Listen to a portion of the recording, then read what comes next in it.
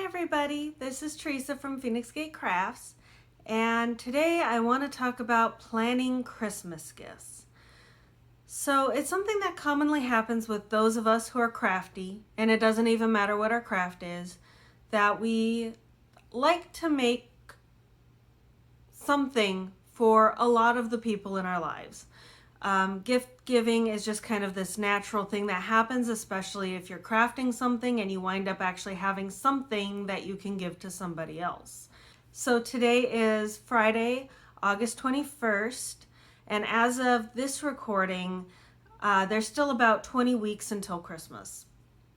So this is actually kind of the perfect time to plan. I usually start planning my Christmas gifts around the end of June, beginning of July, just because it takes me that long to kind of figure out what I'm going to give people and to kind of make a plan about it. And that's what I want to talk to you today about, is coming up with a plan and creating a budget and figuring out how you're going to get all your gifts made in time for Christmas so that Christmas is a success. And that is part of my definition of a successful Christmas. One is that you actually finish your gifts on time. The other is that the people like their gifts. So this is how to plan your conscientious gifts while sticking within your own restrictions.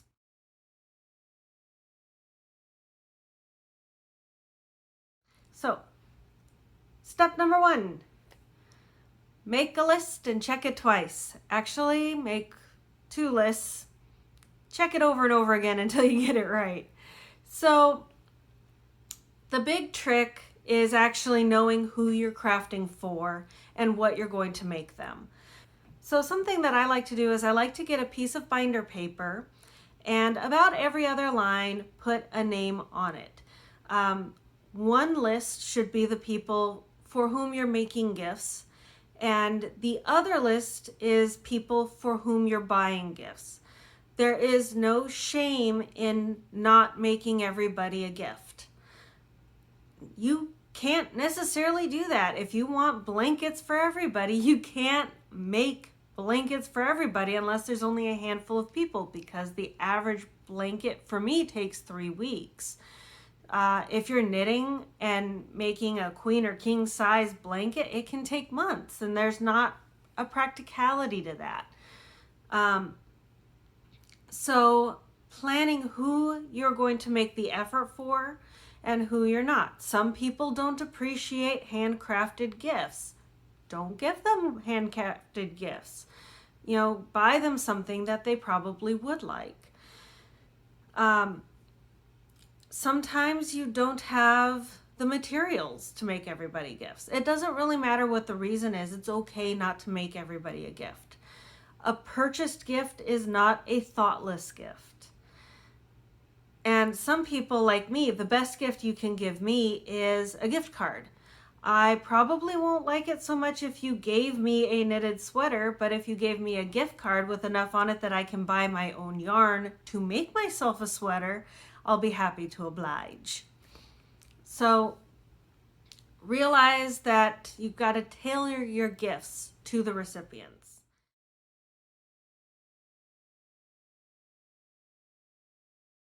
All right. Step number 2, take that list of recipients for whom you are going to be making your gifts. Take that to your stash. Pull out all of your patterns that you already have. Bring your phone with you so you can look things up and start picking out materials and brainstorming specific ideas for your recipients. So this is a great opportunity to use materials you normally wouldn't necessarily use for yourself. Like for me, I had some pink yarn, and I wound up using that on my husband's little cousin last year. She loves pink. It's perfect. I don't like pink. I'm never going to really make myself anything with pink, so it was a great chance to use that up. My best friend likes red and black. I always have black in stock because it's a convenient color, but I don't make myself a lot of red things because my favorite colors are blue, green, and purple. So I tend to make myself stuff in those colors. So, having her like stuff in red, I have an opportunity to make stuff that I wouldn't necessarily make myself. It's also a chance to make patterns that you wouldn't necessarily use for yourself either. So, choosing the materials, be like, ooh, this one looks really good. So and so will like this. And then, oh, you know what? I think I have this pattern that will go really well with it. Oh, that's a brilliant idea. And you kind of create ideas that way. And on your list, make a note. I'm going to use this yarn with this pattern for this person. And that way you at least have it kind of planned out. And that's one gift that you don't have to worry about anymore because you've got a plan for it. Do that for as many people on your list as possible. This is called shopping your stash. And set these yarns that you choose aside so that way you don't accidentally use it for anything else. Print out any patterns that you need. Make sure that they're bookmarked or whatever way that you're going to be able to find them again very easily, and put them with the yarn if you need to. That way you've allocated those resources. A quick note at this point is when you're picking patterns, make sure that you're picking something you're actually going to have time to make. If it's going to take you about 2 weeks to make a shawl and you've got 5 shawls that you need to make sure you've got that 10 weeks to actually make the shawls. I'm doing year of hats for my husband's side of the family. I have 7 hats that I need to make, 8 hats in total, and it's taking me about 3 days per hat. I'm not going to be able to keep that momentum up, so I'm allocating a week per hat so that way when I run out of steam I can take a break. And I'll still get everything done in time. Not to mention, these hats are not the only gifts that I have to make. I also have ornaments. I already got one gift out of the way with a sweater for a little person. My friends, I still need to make some of them things. So even though it's going to take about 8 weeks to get these hats done, it might very well take the rest of the 12 weeks to get the other gifts made. So allocating, overestimating how much time something's going to take rather than underestimating, and choosing your projects accordingly. Another good idea that'll probably stem from this is realizing whether or not you have a theme for your Christmas gifts. And I'm not talking, most Christmases have a theme of Christmas, but I'm talking about like last year, the women in my husband's family all got shawls. This year, they're all getting these hats. So that's a theme. You can still make individual gifts for each individual person according to their tastes. And that's a key thing. They still need to be fitted for the recipient. But, they're all kind of related. And it was really nice last year because about June, my husband's great aunt and great uncle came for a visit, and I gave his great aunt a shawl.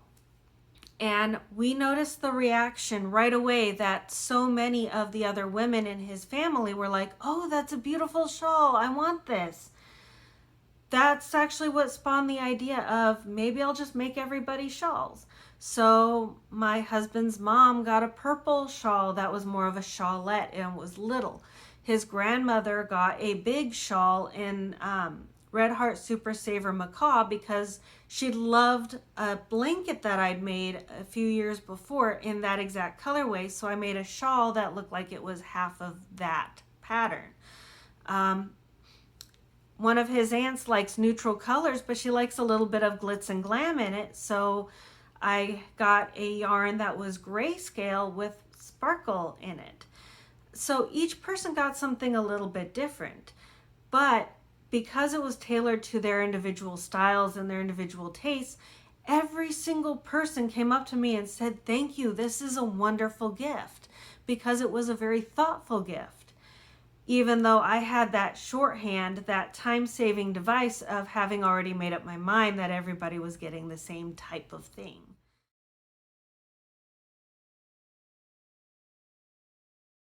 Now, once you've kind of got everything picked out that you already have the stuff for, this is where you start needing to plan your budget, because everybody else you're going to have to buy stuff for, and you need to make sure you can afford it. So let's start with the people you're buying gifts, for whom you're buying a gift. These people, on average, most purchased gifts cost $25 per person. Some are going to be less, some are going to be more, but a good rule of thumb is $25 per person. That's a $25 Amazon gift card right there. That's a book that's going to cost about $20 plus tax, plus the box. So, that's a good rule of thumb. Then everybody else that you still need to make things for, you can plan accordingly as well. So you might want to put some limits on your amount of spending. Make some plans. Maybe 3 people can use the same pattern. So even though the pattern might cost $6, you only have to purchase it once. If everybody's using you want this type of yarn, for example, my Year of Hats patterns, I need a worsted weight wool-like material that's affordable to me, that I can buy a bunch of it for relatively inexpensive, but it needs to look good with cables and have a pretty good color definition. So I wound up going to Hobby Lobby and I got grayscale balls of yarn, because it's no more than about $5 or $6 per ball. I got it on sale, of course, and then it fits all the criteria I need, versus my first attempt, which was the wrong size yarn. Sorry, I kicked my stand. But I got the wrong yarn. It was the wrong weight, but it wound up costing a lot more because it was superwash merino wool with 10% cashmere and 10% nylon. Lovely stuff. But that actually wound up costing more than my repurchase, because my original purchase was $125 and my repurchase was only about $75. So, bundling the kind of yarn, shopping sales, these are ways to reduce how much you're going to have to spend. And remember, if you're doing yarn and crafty stuff, usually about September or October, they go into mega sales for the fall, especially yarn, because there's a season for yarn. And then after Thanksgiving, usually all the major sales start up for purchased gifts. So keep that in mind when you're budgeting, and shop the sales as much as you can to really reduce how much you're actually spending. And if you're able to plan things where you're reusing patterns, you only need 1 ball of this color because you're using it for these 3 projects, you're really able to bundle and save on what you're trying to do.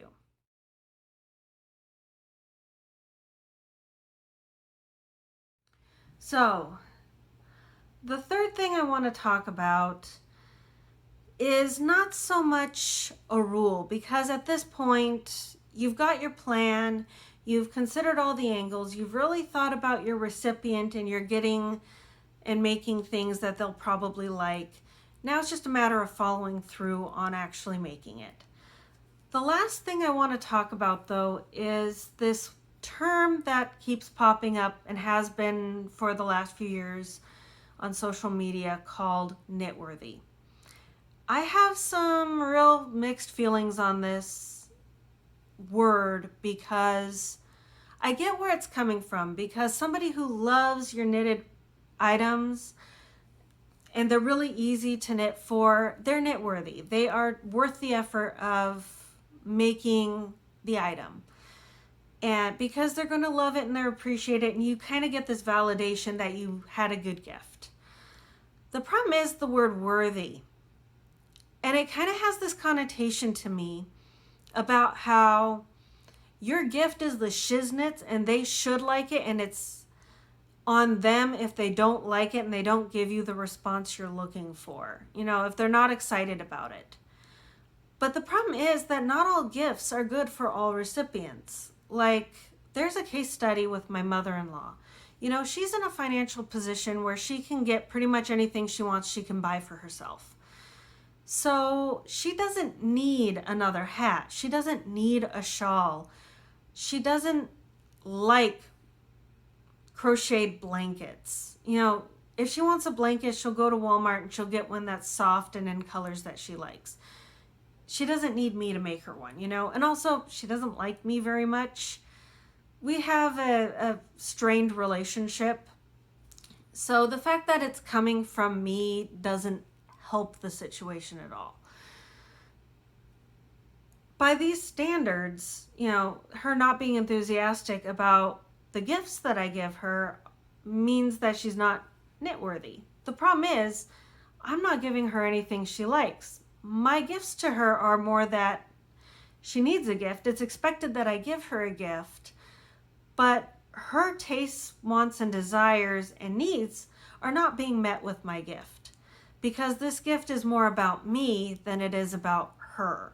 She didn't like the trevets. I don't think she liked the first shawl that I gave her. It was purple, but it was Red Heart Super Saver, so it was kind of scratchy, and she didn't like it. Then last year was the very first year she actually really liked the gift I gave her, because it was that little shawlette. It was a soft purple that she really liked, and the material was super fine merino wool with cashmere. So, it cost me nothing, but because I really thought about her tastes and her preferences, it was a beloved gift. I may never have seen her use it, but I don't see her very often, and she loved it. She was smiling and she was holding it close to her heart, which is her subtle signal that she actually loves something. And whenever she's faking it, she doesn't do this motion. So she did love it, and that was awesome. So is she truly knitworthy, or is she not knitworthy? Well, my other gifts were a failure, but was that on her? That was not on her. That was on me for not having a conscientious gift. So I don't like the term knitworthy because there's no nuance to it. It's either somebody's worthy or they aren't. It's like pulling Excalibur from the stone. They're either worthy to be England's one true king or they're not. Or being a little bit pregnant, So, but when it comes to making gifts, there's so much that goes into it. And also realize that sometimes you can really try on a gift and you're just going to fail. This brings to mind a gift that my best friend gave to me, which was, excuse me, she knew I was involved in writing, and she knew that I liked writing. She also knew that I really liked composition notebooks. So she got me this little journal that was pretty little, and it had this hard cover that made it really hard to kind of open to write with, and the lines were really thick and not very thin. I like writing on thin binder paper. And then she got me this pen that kind of worked about 50% of the time. It was clearly a cheap piece of shit. Now, this gift was very thoughtful. She knew what I liked, and she was really buying me a gift that thought about me as a person and my tastes. Just pretty much every mark of it fell a little flat. Not her fault. She didn't know I was picky on these things.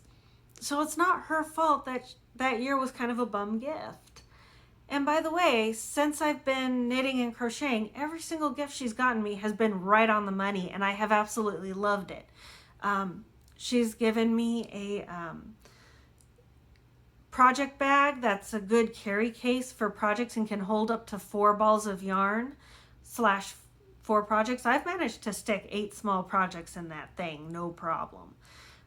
She's given me yarn. She's given me stitch markers. She's given me a book that has patterns in it that I really, really liked and were actually some of the inspiration for this year's gifts.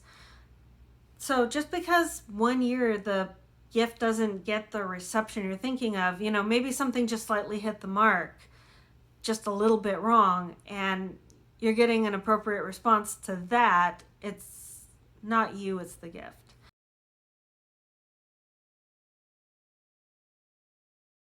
But what it all boils down to is making sure that your gift is thoughtful. It doesn't have to be expensive.